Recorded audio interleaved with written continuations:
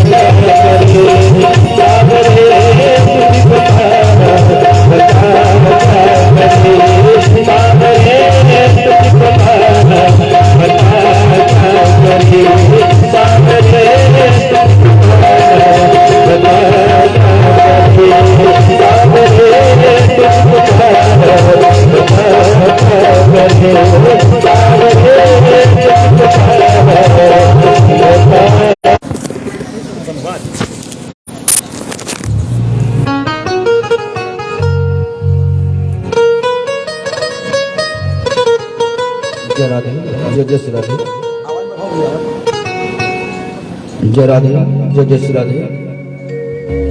Base बिल्कुल बंद रखना।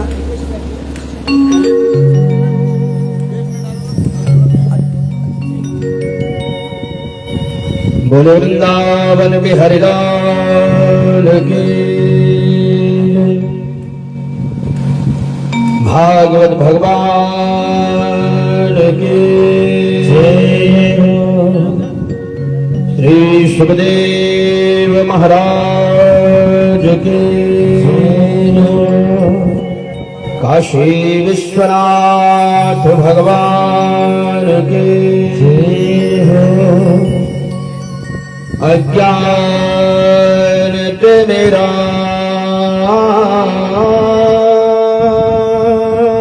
दश ज्ञानांजनि शलाकया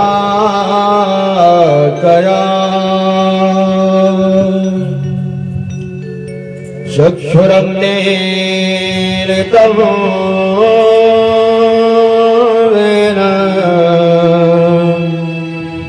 तस्मै श्री गुरुवे नमः। अंजनानन्दरमो वीरमो जानकी शोकनाशनमो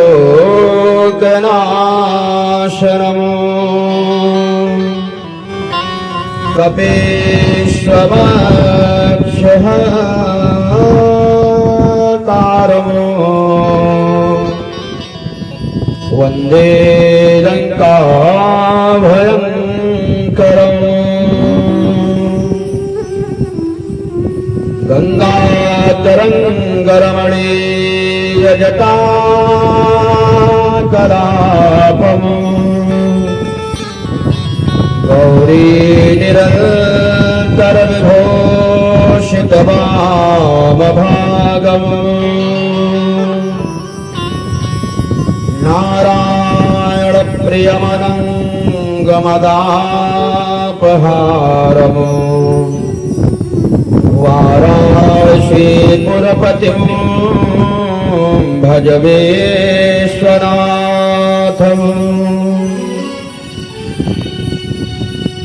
या देवी सर्वभूतेषु मातृरूपेण संस्थिता नमस्तस्यै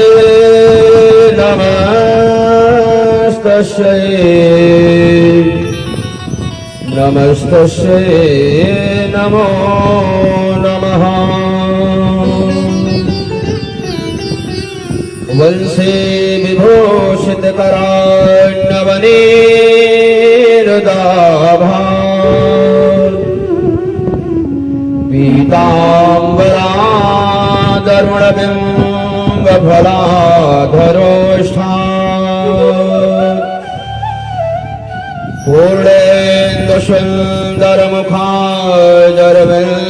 पूर्णेन्दुसुन्दरमुखाजरविन्दनेत्रा कृष्णात् परं किमपि तत्त्वमहं न जाने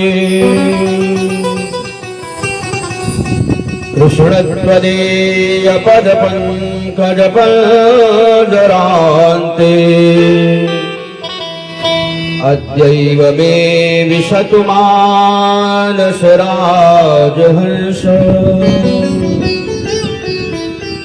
प्राणप्रयाण समये कफवात पित्ते कंठावरोधन विधौ अशमरणं कुतस्ते यं प्रव्रजल्तमनुपेतमपेतकृत्यम् वैपायनो विरहाकातरया जुहाव पुत्रेति तन्मयतया तरवोऽभिनेदुर् तं सर्वभूतहृदयं मुनिमानतोऽस्मि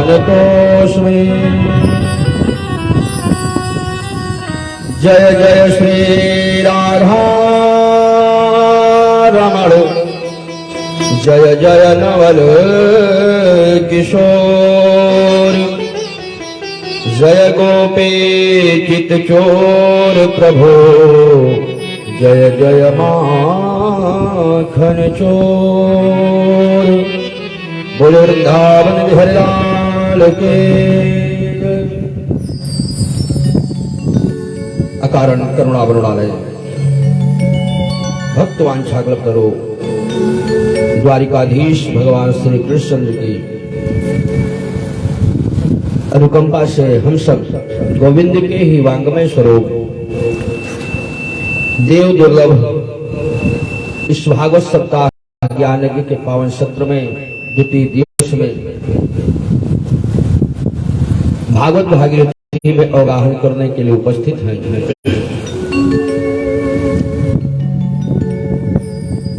मुख्य यजमान की भूमिका में पांडे जी सपत्नी एवं सपरिवार इस कथा में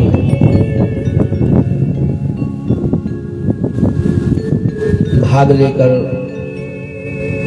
पुण्य के भागीदार बन रहे हैं। तो इस कड़ी में हम लोग आगे बढ़े उसके पूर्व मन और वाणी को पावन करने के लिए दोबारा गोविंद के पावन नाम का उच्चारण। कोई कहे गोविंद कोई गोपाला, कोई कहे गोविंद कोई गोपाला, अरे मैं तो कहूँ सांवरिया बांसुरिया वाला, मैं तो कहूँ सांवरिया बांसुरिया वाला, मैं तो कहूँ सांवरिया बांसुरिया वाला, मैं तो कहूँ सांवरिया बांसुरिया वाला।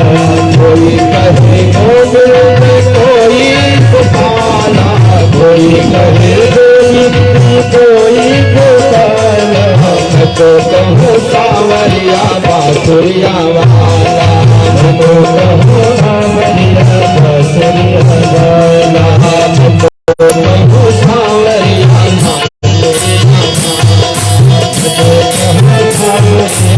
बांसुरिया वाला।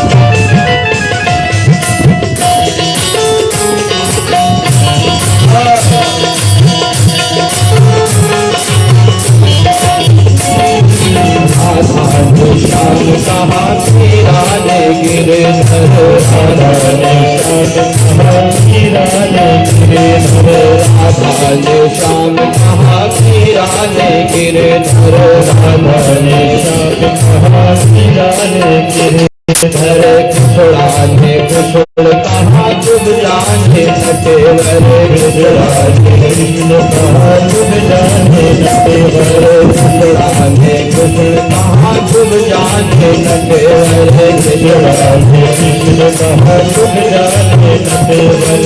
कालों ने तुमको पुकारा पुकारा, कालों ने तुमको पुकारा पुकारा, कालों ने तुमको पुकारा पुकारा, कालों ने तुमको पुकारा पुकारा, मैं तो कहूँ सांवरिया बांसुरिया वाला, तो कहूँ सांवरिया बांसुरिया वाला, मैं तो कहूँ सांवरिया बांसुरिया वाला, तो कहूँ सांवरिया बांसुरिया वाला। गोविंदा गोपाला गोविंदा गोपाला, गोविंदा गोपाला गोविंदा गोपाला।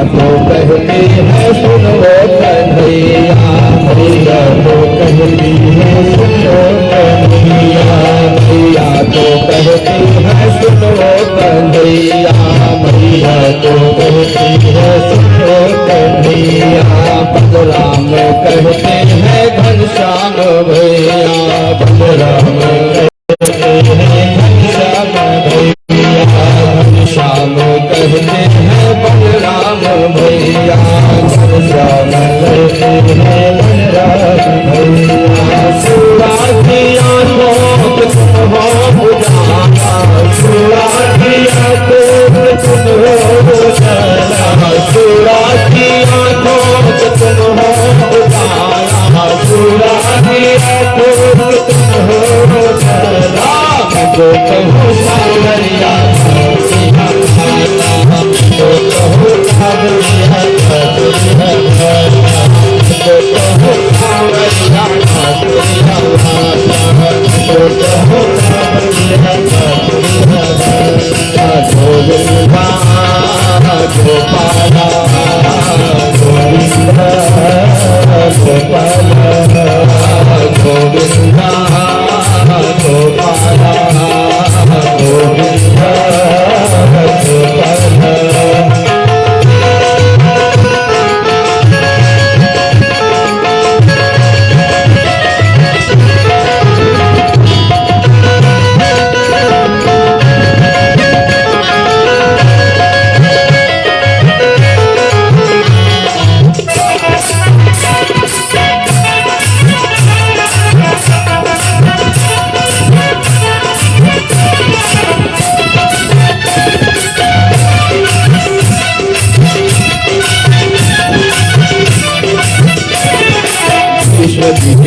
बनवारी अर्जुन के मोहन भीष्म जी के बनवारी अर्जुन के मोहन भीष्म जी के बनवारी अर्जुन के मोहन भीष्म जी के बनवारी अर्जुन के मोहन छुटिया भी कह करके बोला दुर्योधन छुटिया भी कह करके बोला दुर्योधन छुटिया भी कह करके बोला दुर्योधन छुटिया भी कह करके बोला दुर्योधन संसारो कहता है कल कल के तारा संसारो कहता है कल कल के तारा संसारो कहता है कल कल के तारा संसारो कहता है कल कल के तारा तो कहो सावरिया तो कहो सावरिया तो कहो सावरिया भागोरिया तो कहो सावरिया भागोरिया गोविंदा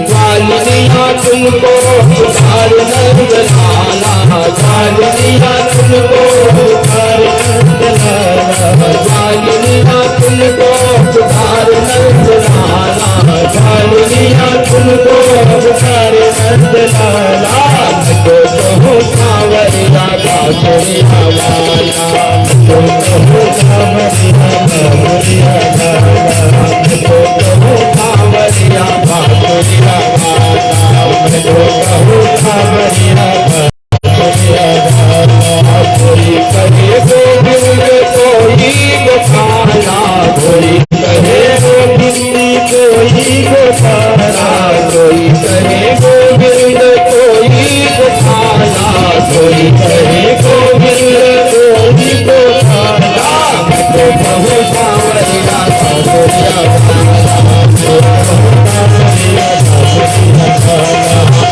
कहो सावरिया बाबरिया वाला तो कहो सावरिया बाबरिया वाला तो कहो सावरिया बाबरिया वाला तो कहो सावरिया बाबरिया वाला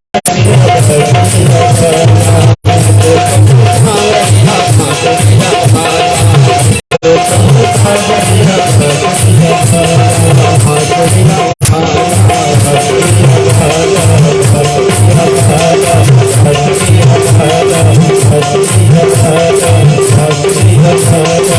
बाबरिया वाला तो कहो सावरिया बाबरिया बोले बाकी भी हरिलाल की हो जाकी रहे भावना जैसे प्रभु मूरत देखे दिन तैसे पर बस जीव बस भगवंता जीव अनेक एक श्री कलता। महापुरुषों ने कहा कि परमात्मा है अकेला,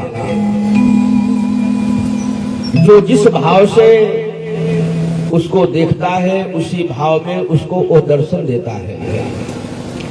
गीता में भी भगवान ने यही कहा, यथा माम प्रपद्यन्ते तांस तथैव भजाम्य हम। जो जिस भाव से मुझको भजता है उसी भाव से मैं उसकी सहायता करता हूँ। गोविंद अकेला है, कोई नंदलाला कहता है, कोई कन्हैया कहता है, कोई भैया कहता है। जिसकी जैसी भावना है परमात्मा उसको उसी रूप में मिलता है। क्योंकि परमात्मा समदर्शी है, वो किसी के साथ विषमता का व्यवहार नहीं करता है। वो कहता है सब मम प्रिय सब मम उपजाए, मैंने तो सबको बनाया है, मेरा किसी से कोई विरोध नहीं है, लेकिन उसके भाव जैसे हैं उसी के अनुसार उसका फल है। कल हम लोग श्रवण कर रहे थे श्रीमद् भागवत की महिमा स्वयं दंडकारी ने अपने मुखारविंद से कहा, धन्या भागवती वार्ता प्रेत पीड़ा विनाशिनी। मेरे जैसे पापियों का उद्धार इस श्रीमद् भागवत की कथा के श्रवण से हो गया। इससे बड़ा प्रमाण और क्या होगा मुक्ति का। जो निर्मल मन से मेरे गोविंद की शरणागति स्वीकार कर रहा हो उसके मुक्ति में संदेह हो ही नहीं सकता है। मैं तो आजीवन गलत कार्यों में लगा रहा, उस परमात्मा से निरंतर दूर रहा। सत्कर्म क्या है कि मैंने जीवन में जाना ही नहीं, लेकिन गोविंद के ही वांग्मय स्वरूप श्रीमद् भागवत सप्ताह ज्ञान यज्ञ को श्रवण करने से आज मैं मुक्त हो गया।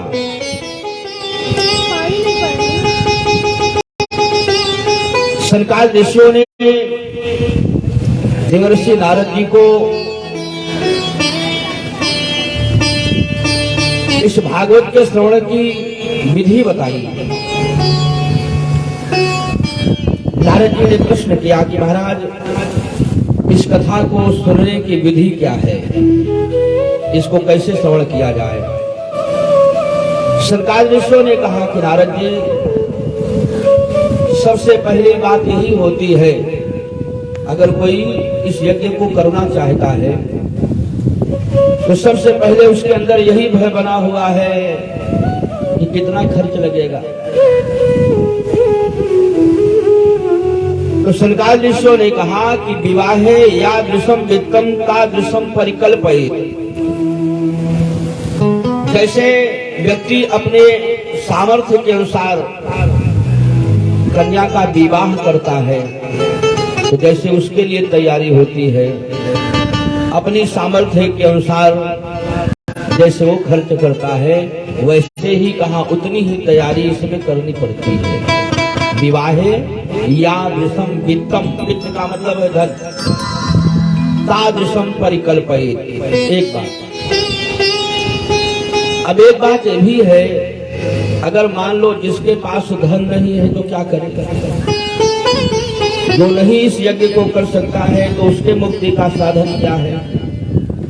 वो कहा उसका साधन यही है कि जहां भी कथा चल रही है कायिक वाचिक मानसिक रूप से उस कथा को श्रवण करे, गोविंद के चरणों में अपने मन को लगा करके और वो सुने, उस कथा का चिंतन करे और अनुकरण करे। जीवन में कथा का मतलब आना यही है कि जीवन में परिवर्तन हो। आपने देखा होगा जब व्यक्ति किसी तीर्थ यात्रा में जाता है, तीर्थ यात्रा से जब आते हैं लोग तो सर मुड़ाए रहते हैं, सर मुड़ा के आते हैं जब तीर्थ यात्रा करके आते हैं। जो सन्यासी है वो हमेशा सर मुड़ाए रहता है, तो उसका मतलब यही है। ये कोई जरूरी नहीं कहा कि तीर्थ में गए सर मुड़ा लिया, ये नियम है। कहा उसका एक मतलब है, अभी तक हम संसार की ओर थे, अब परमात्मा की ओर मुड़ गए, मुड़ करके आ गए। गोविंद से जुड़ने का मतलब, सत्संग में जाने का मतलब यही है कि हमारे जीवन का परिवर्तन हो।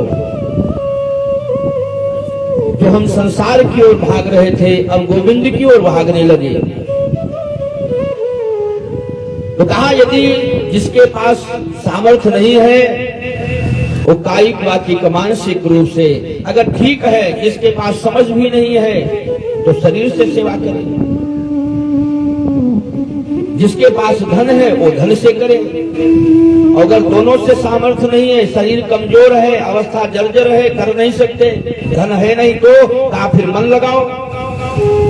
केवल गाओ मत, कर मन धन सब कुछ तेरा तेरा, तुझको अर्पण क्या लागे मेरा। और जब जरूरत पड़ जाती है न तन देने को तैयार है, न मन देने को तैयार है, न धन देने को तैयार है। और परमात्मा हमसे हमारा मन ही मांगता है, इस मन को दो, क्योंकि ये मन ही आपके 84 के चक्र में घूमने का कारण बना हुआ है। महापुरुषों ने यही कहा कि मन के हारे हार है, मन के जीते जीत, मन ही मिलावत राम सो, मन ही करत फजीत। मन की स्थिति महापुरुषों ने कहा उस ताले की तरीके है। ताले में चाबी एक ही लगती है, फर्क क्या है? कहा एक तरफ घूम गई चाबी तो ताला खुल गया, दूसरी तरफ घूम गई तो ताला बंद हो गया। वैसे यह मन है, अगर संसार की ओर चला गया तो बंधन, और ईश्वर की ओर चला गया तो मुक्ति। तो सनकादिक ईश्वर ने कहा कि नारद, अपनी सामर्थ्य के अनुसार व्यक्ति जैसे विवाह में खर्च करता है, ठीक वैसे ही कहा इसकी व्यवस्था की जाती है। इसको सुनने के लिए नियम है कि प्रयास करे तो हमेशा, और नहीं प्रयास करे तो कम से कम 7 दिन तो जरूर प्रयास करे कि काम क्रोध मद लोभ इन 4 विकारों से जरूर बच करके रहें। प्रयास यही रखें कि हमारी कामनाएं प्रबल न होने पाए, हमारे अंदर किसी प्रकार का लोभ न हो। इस सप्ताह यज्ञ को श्रवण करने में किसी के प्रति हमारे अंदर ईर्ष्या न उत्पन्न हो जाए, किसी के ऊपर क्रोध न आ जाए, क्योंकि अगर यह विकार है, देखिए दूध कितना अच्छा होता है, लेकिन कहा अगर जरा से उसमें कोई खट्टी चीज पड़ जाए तो दूध फट जाता है। वैसे भगवान की कथा है, बड़ी दिव्य कथा है, और जो वस्तु आपकी जितनी अनमोल होती है उसको रखने की व्यवस्था भी उसी तरीके से सुदृढ़ होती है। बनिया है, उसके यहाँ आप जाओ दुकान पे तो जो महंगा आइटम है उसको बढ़िया डिब्बे में कायदे से रखे रहता है, और नमक की बोरी बाहर फेंके रहता है। क्यों? 10 रुपए किलो है ना। तो कहा कि वस्तु जितनी अनमोल होगी उसको रखने की व्यवस्था भी उतनी ही सुदृढ़ चाहिए। और ये भगवान की कथा हर चीज का प्यारे मोल है। इस संसार में एक से एक कीमती वस्तु हो, धातु हो, हीरे जवाहरात हो, बढ़िया हो, कुछ भी हो, उनका मोल है, उसकी कीमत है। लेकिन भगवान की कथा अनमोल है, इसकी कोई कीमत नहीं दे सकता है और कोई कीमत ले सकता है।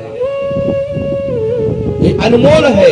अब जैसी अनमोल वस्तु हो उसको रखने के लिए पात्र भी वैसा ही चाहिए।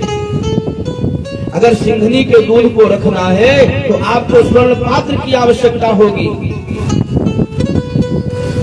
इसलिए कहा एक कथा है नारद जी इसको हृदय में बैठाने के लिए हृदय को स्वच्छ रखना चाहिए। काम क्रोध मद लोभ आदि विकारों से बच करके रहे। दूसरी बात कहा गया है कि पहले तो निराहार रह करके सुने, अगर निराहार नहीं रह सकते हैं तो घी पी करके रहे, वो भी संभव नहीं तो दूध पी करके रहे, अगर वो भी संभव नहीं है तो एक समय फलाहार करके रहे, अगर वो भी संभव नहीं है, अगर शरीर, क्योंकि शरीर माध्यम है, अगर शरीर में कोई समस्या है तो कहा वो भोजन करे, फिर दोनों में ठीक। किसी भी प्रकार से कथा सुनने में कोई व्यवधान न हो, उस तरीके से अपने शरीर को संयमित बना करके इस कथा को श्रवण करे और जहां तक हो सके इस कथा के आयोजन की सूचना दे दी जाए। जो भी चाहे इस कथा का लाभ ले सकता है। नारद जी को विधि बताई सनकादिकों ने। नारद जी ने सनकादिकों को धन्यवाद दिया, संकीर्तन किया सबने बैठ करके। भक्ति महारानी विराजमान हैं, भगवान शिव आ गए, ब्रह्मा जी आ गए, देवर्षि नारद वीणा बजा रहे हैं, प्रहलाद जी आ गए।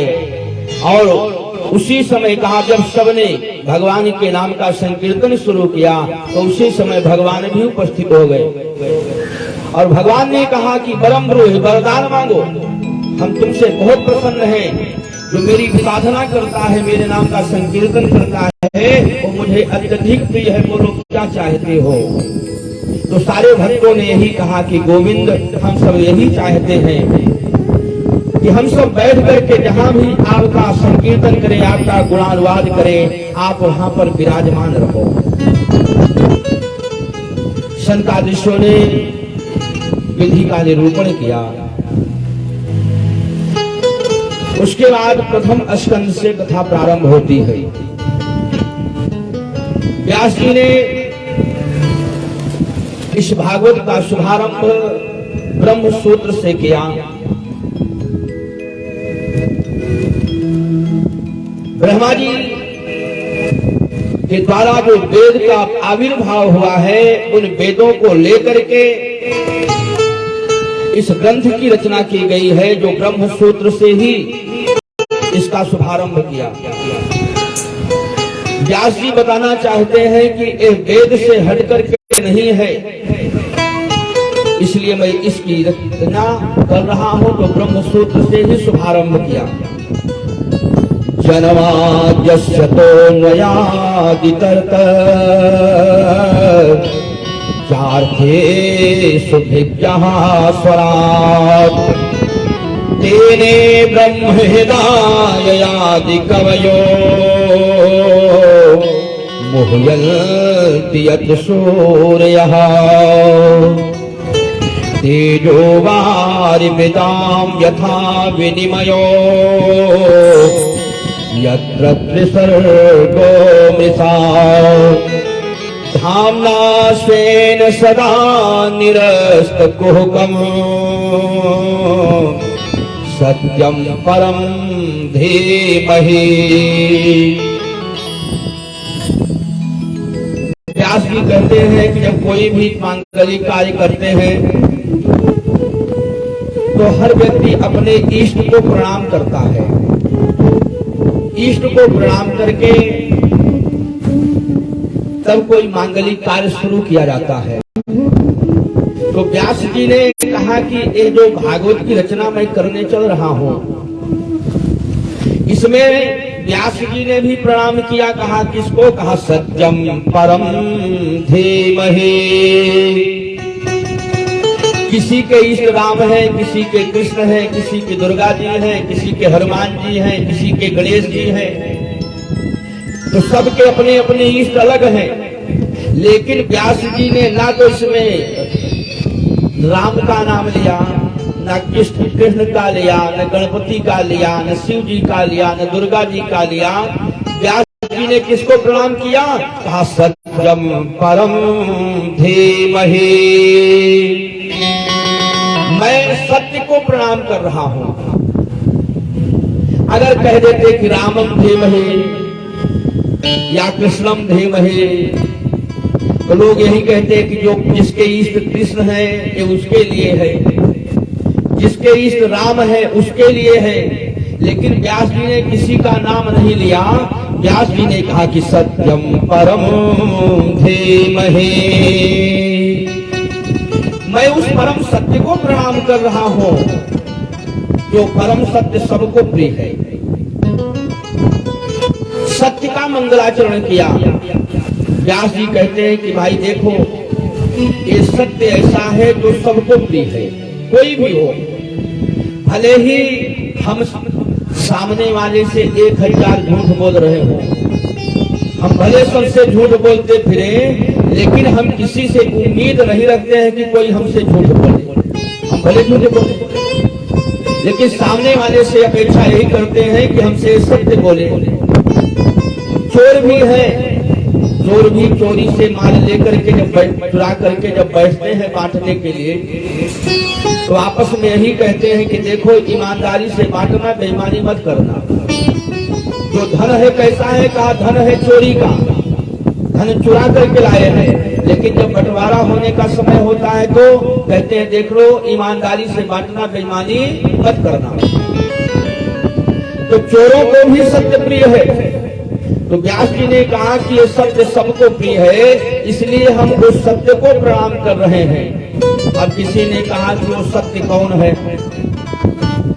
अगर सत्य को प्रणाम किया तो वो सत्य है कौन? तो कहा भगवान श्री कृष्ण 10वें स्कंध में जिस समय मैया देवकी के गर्भ में आए, तो वहां पर देवताओं ने भगवान की गर्भ स्तुति किया है। और उस गर्भ स्तुति में गोविंद को उन्होंने सत्य सत्य कह करके ही पुकारा है। सत्य व्रतम सत्य परम त्रिसत्यम, सत्यस्य योनिम निहितम च सत्ये, सत्यस्य सत्यमृत सत्यनेत्रम, सत्यात्मकं त्वां शरणं प्रपन्ना। भगवान श्री कृष्ण को श्रीमद् भागवत में सत्य सत्य कह करके पुकारा गया। इसलिए कहा व्यास जी ने जिसको याद किया वो सत्य कोई और नहीं है, वही सच्चिदानंद परमात्मा मेरे गोविंद ही सत्य के रूप में है। उन्हीं को कोई कृष्ण कहता है, कोई राम कहता है, कोई सत्यनारायण कहता है, कोई नारायण कहता है, कोई विष्णु कहता है। लेकिन कौन है? कहा वही सत्य, कहा सच्चिदानंद परमात्मा ही परम सत्य है। चाहे उसे राम कहो चाहे कृष्ण कहो, थोड़ा सा फर्क होता है कि राम कृष्ण दो एक है, कोई अंतर नहीं है। कि राम कृष्ण दो एक है, अंतर नहीं निमेष, इनके नयन गंभीर है, उनके चपल विशेष। एक मर्यादा पुरुषोत्तम है और एक पुष्टि पुरुषोत्तम है। फर्क कितना है? एक मर्यादा में बनकर के कार्य कर रहा है और एक धर्म की स्थापना करने के लिए वो जिस प्रकार से होता है उस प्रकार से धर्म की स्थापना करने के लिए रास्ते का परित्याग भी कर देता है। तो आज कहा कि उस परम सत्य कोई और नहीं है, वो परम सत्य परमात्मा है। तो कहा कि उसको देखो। तो व्यास जी ने श्लोक लिखा, उससे जोड़ करके देखा जाए। कहा जन्माद्यस्य तोऽन्वयादितरतस्, जिसकी वंदना किया व्यास जी ने। कहा जो जन्म लिया कहीं और जन्म लेते ही कहा अन्वयात, अन्यत्र चला गया। तो कहा कि जन्म कौन लिया? कहीं और कहीं चला गया। कहा मेरे गोविंद। जन्म कहाँ लिए? कहा कंस के जेल खाने में। और कंस ने इतना सख्त पहरा लगा रखा है, कहा कंस को पता भी नहीं चलने दिया और कन्हैया